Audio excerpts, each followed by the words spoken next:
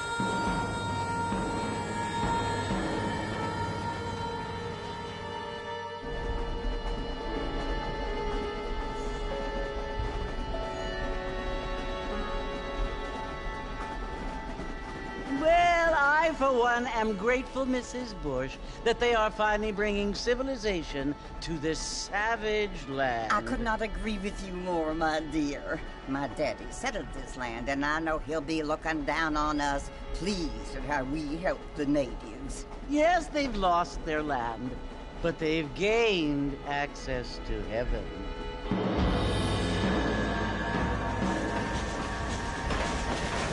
But, Father, do you mean unless an innocent receives communion, they're destined to go to hell? That hardly seems fair. What I mean to say, Jenny, is that there is a great deal of difference between an innocent and a savage. I never thought of it that way. Yes, they lived like animals, but they're happier now.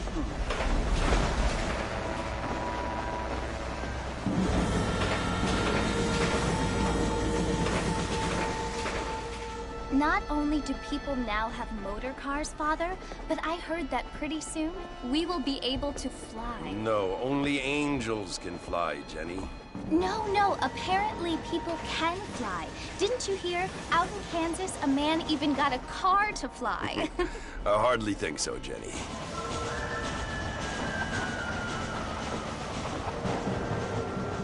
Apparently, Mr. Johns wants to run for governor, which is why he's so concerned with cleaning up the state. Nate Johns. Yes. His family is nothing but hillbilly trash that came here after the war. I don't want to be judgmental, but this state should not be ruled by such a disgusting family. A family without class. Apparently. The Johns family have made a lot of money, and he has a lot of friends in politics. Mrs. Bush, money isn't everything. There are many things that money cannot buy. It seems that money can buy voters, though.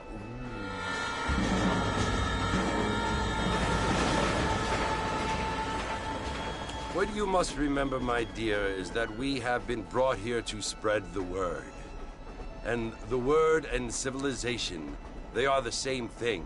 They are the gifts.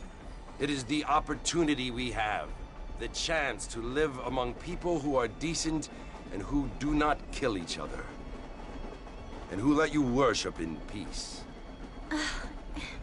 It's so confusing, Father. Sometimes I find it impossible to make the distinction between a loving act and a hateful one. I mean, they often seem to be the same thing. Yes, Jenny, it is confusing. But you only have to ask me if you need help.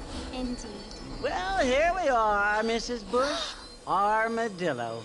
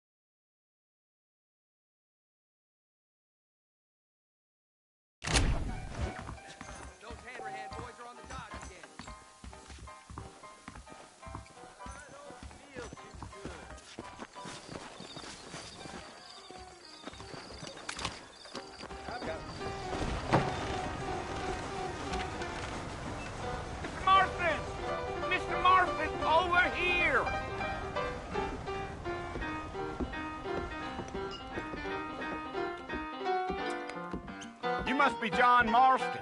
Sometimes. I'm Jake.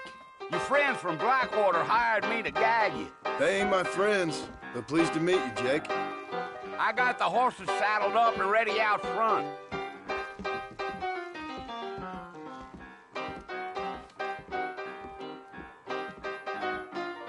You're gonna get us both in a world of trouble, Mr. Marston, unless we get out of town. Get wet, goodbye, then.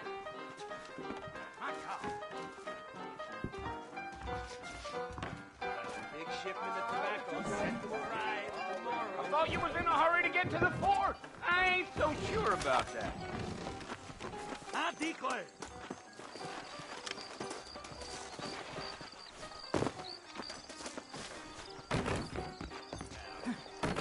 All righty, Mr. Marston.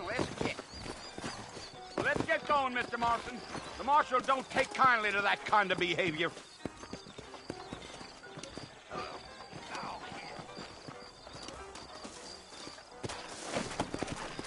Go! Take it easy until we're out of town. Ain't no point in causing a ruckus.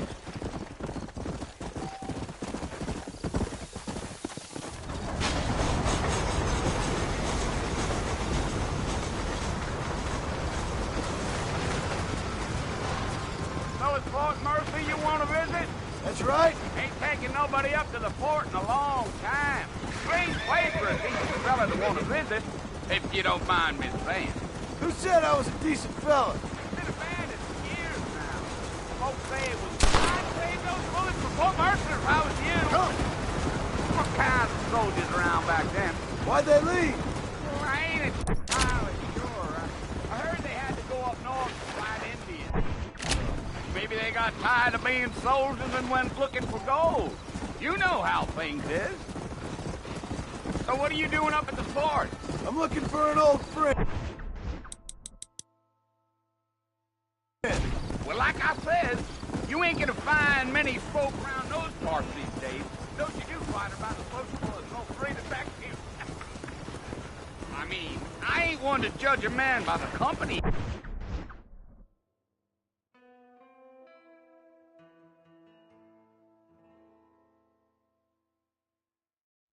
Well, we ain't been friends for a long You don't need time. to be burning so much powder, Mr. Marston.